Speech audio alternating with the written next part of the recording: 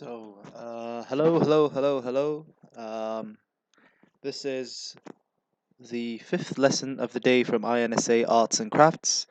And in this lesson, we're going to talk about psychic abilities. Woo! Anyway, so basically, the psychic ability that we're talking about, and we're going to expand upon. We started yesterday on it in the Facebook posts. We talked about empathy, and we are going to expand even further more on empathy because before we apply magic, we have to know what we are magicking for in the first place. So, I'm interested a lot in knowing the circumstance for what it is, uh, working on our senses to make our senses even sharper, to know what exactly is going on, so we can use the circumstance to our greatest advantage to express ourselves in the best of ways that we want to express ourselves in. How do we do that? Well, I'll talk about a bit about last yesterday's lesson, and to have that ability, or we have to realize that you already have that ability. And you have already realized that ability, but you've ran quickly towards denying it by looking for the methods in science to say that it is not true. For example, you might sense one's sickness. You might have been one of those people who feels someone's sadness without them.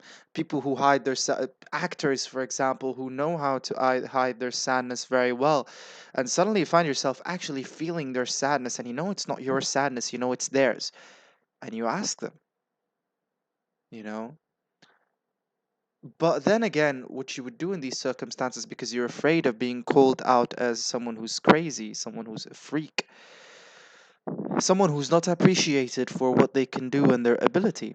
So you would run away towards methods of disbelieving in your ability to sense that stuff. And the television is full of characters who can tell you that everything that you're feeling is a lie. And this is how you're supposed to feel. So now that you remember the time that you felt empathic, that you felt someone's pain, someone's joy, and you knew it wasn't yours, but you shared it with them anyway. This is empathy. Now, first off, to feel someone's pain and how to react to it is the core of empathy. The core of empathy is to give love where love is should flow. And it's really hard to love areas that are in pain, so start with yourself before you start with someone else. Let's say your body is in extreme pain. Let's say you have a pain in your left arm. Okay? And in that left arm, you would the first thing that you would do in the time that you feel pain is run away, because you think that this pain is going to cause you hurt. Well, maybe, but try this for a change. Try to channel good energies into that place in the name of unconditional love. A lot of people will think this is some sort of a hippie thing. Well, so be it. If you can see me as a hippie saying this, well, so be it. I don't really care. The point is, feed your body with love as much as you can in every possible way. You could use meditative visualizations to even simple acts of self pampering to overcome pain. Because at the end of the day, in every pain spot in your body is a child who is crying for attention and care. And the more you are going to neglect that pain, the more it's going to cry louder.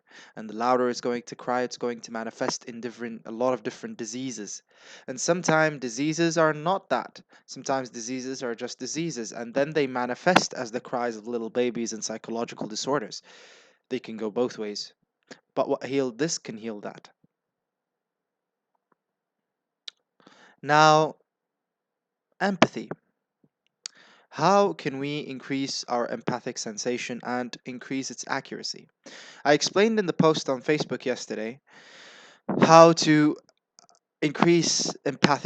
like to increase your empathic sensation and its focus by actually practicing it by visualizing someone. Let's say start with someone that you don't feel anything towards. Someone, a distant relative, and even not necessarily a distant relative, someone that you see in your workplace, in your place of study, someone that you don't know, someone who is not interesting to you whatsoever. Visit them, visualize them, and visualize them in your memory, like the last time you've seen them, and actually allow yourself the belief that you can see them right now, whatever they're doing, and see if that works. Okay? Instead of you going to criticize what I'm saying, just try it out. It's a lot of fun. Now, see what they're doing. Spy on the motherfucker. See what he's doing or what she's doing. Stalk them a bit. Yeah, don't feel too shy to do what you want to do. Now, see what they're doing at that moment and feel what they're feeling. Touch what they're touching. And at that moment, once you're done, close and call them. If you know how to reach them, and if you're going to see them the next day, or whenever you're going to see them, just ask them the next day, how did you feel at that time of the day? Or what would you do? What were you doing at that time of the day? And they'll ask you, why are you asking? And say it honestly. Be like, I was doing such and such and such and such, you know? And see if they were really doing it. And if they are, well, guess what? It actually works. If not, you need to practice more. A lot of people be like, but it doesn't work. No, it does work, but you didn't practice it enough, motherfucker. The and as I said in a previous post, in order for in the practice of magic, belief is very important to manifest your magic. But you can focus on belief rather than it being a sense of memory of saying that this is true, this is true, this is true, but rather staying in a location that says it is true. So you don't need to memorize it because all around you is supporting what you want to have and what you want to feel. And they don't make you lose your confidence in what you feel. Because at the end of the day, if you are living in a place, let's say for example, that is very scientifically driven, and I don't mean to discern science or to discern that, but I'm saying that I believe in what I'm saying. So fuck you if you want to disbelieve it, and fuck you if you want to criticize it, and fuck you if you don't want to think that this is true, and fuck you very much if you think that I would care about your opinion. The point is, this might have seemed as a overcompensation, and that is true, because I live in a society that deems what I do as demonic. The answer to this case, in all honesty, is for me to move, to leave this place. And that's coming in order. Now, to think of the amount of sheer resistance that you go through, the more you try to believe in something, the more you are surrounded by resistance to what you want to believe. Because at the end of the day, if you want to believe in something, you already believe in it. The more you're impressing on the belief is just you trying to impress on someone's opinion and resisting someone else's opinion from influencing you. And you have every right to do that. Now, back to empathy. You have access. So, what do you do if you live in a country that demonizes what you're doing, or you live in a place that says that magic is not real, or whatever it is? How do you strengthen your ability without their opinion hindering yours? Because the more you try to disbelieve in their opinion, the more you give it actually strength. The more you try to resist something, the more it persists. So, what do you do in such cases? You create a space for yourself where this is true. You create your own bubble. where you can do your magic, where you can sense what's going on with people and you wouldn't worry about their opinion because you know you come from a good place. You know you're just there to discover things. You're there to play around, to discover, to enjoy yourself as a little child that you'll always be. Realize that. You're never going to be mature. Realize that no human is an adult. Realize that we are still discovering ourselves and it's been thousands of years that we are been alive on this planet and we're still discovering ourselves. So who has the right to tell you if you're right or wrong? At the end of the day, no one knows. So they either can let you discover or they can simply fuck off, and if they can't fuck off, you make them to fuck the fuck off. And don't worry, your vibration will be repulsive to those people who cannot fathom you. So in a sense, the people that you're trying who hate you and you're trying to make them love you, you are just going against what is protecting you from them. You are repulsive to them because they cannot fathom you, my friend. Get over that. Get over trying to make people believe in you. Get over trying to make people think that you have something that they don't. Because guess what? We all have the same thing. We all do. It's just how you use it to discover things and to enjoy things. Getting back into empathy. How do you create a bubble, shall I say, where you only let in certain influences? There is a method that my there is a method that I've learned from the love of my life, and it's basically you use a blue sphere around your body, and that only allows people who are willing to give you supportive and loving energies to pass through. Then there's a visualization of a red sphere, which basically just stops anyone from coming in, and and then you can play with all those colors. So what you do in this case is you visualize around your body a circle. Let's say it's a blue orb. And that blue orb, you just visualize it and you give it energy on a daily basis. And in that blue orb, you make sure that it stays strong and empowered. And you go do your investigations in the ether to discover yourself and to empower yourself without without the desire, the accept, because neediness for support from others comes from being drained by the resistance to the other's criticism.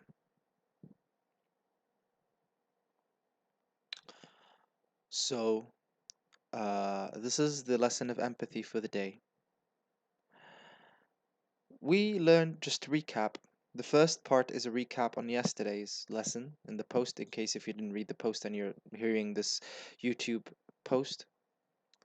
The second one is is to create an orb around you so you can do whatever the fuck you want inside of it. The third thing that I haven't talked about and we'll talk about right now is how to increase your empathy. And this is going to work with you using an instrument that's outside of your body. And in this case, I personally use my sword. And while I'm using my sword, I kind of visualize I don't visualize the universal flow as much right now, I feel it. And I don't mean to feel the universal flow as in the sense of, I feel the universal flow, otherwise I'll fucking explode if I do. What I'm saying is that I allow it to go through me for that moment. in the way it likes to express itself through my sword. And do that. Choose a material of your own choice, be it a sword, be it if you play a musical instrument. I personally play the guitar. If you play a musical instrument, so be it. But if you're going to use a musical instrument, bear in mind that you are not going to use any scales, any musical scales. Get out, and this will require you to have another state of mind, which is dependent on letting go of whatever you've learned before. And this could be a very good practice, so you can come into circumstances without holding too much belief onto what things mean and what they're supposed to mean. And that would increase your actual accuracy of empathy, because you wouldn't be empathizing with a circumstance based on memory, but rather empathizing with the emotions and the circulation of energies that are going on at that moment. So you pick up your guitar, your flute, whatever. I'll talk about the guitar because I've tried this with the guitar. And I've tried this with the flute, but I'm better with the guitar. Um, and you just allow your fingers to do whatever the fuck they want on the guitar. Don't constrict it. Don't try to say, "Oh no, this is wrong. Sounds wrong." No, it only sounds wrong because your ears have been trained to hear this as something that is wrong. Oh, but it sounds as dissonance. Just go with it. Let the flow go through. Don't stop the flow. Nobody's asking you to play a fucking concerto with it. Just enjoy yourself. You don't have to be doing something right to enjoy it. That's just you being afraid of being prosecuted and criticized. So just pick up your guitar or whatever instrument it is and allow your fingers to flow through it, and allow whatever flow is in your room to flow through your fingers. And you would be surprised. You can even do this with your voice, where you can feel flows of energies going through your throat, and you might end up speaking in tongues. You might speak languages that you've never heard before, and it's a beautiful thing. Now, that doesn't mean that this is a real language, you know? This is just how your body is reacting to the surrounding through its vocal cords. Enjoy it. How could that help you? Well, with your magical practices? Well, we'll talk about this later in our later lesson today, when we talk about, actually, next lesson won't be about anything. Next lesson will be about another tarot card. Tomorrow, we'll be talking about how to use empathy in magic, rather than just sensing things, but actually using the sensations that you felt, to help you out in your magical path, and to help you out in your path in life. Because it's one thing to build up the magical machine that you are in, that you call a human body, and there's another thing that is to use that magical machine to take you places and enjoy your life. May no order hinder you, and may chaos be your authority. I love you guys.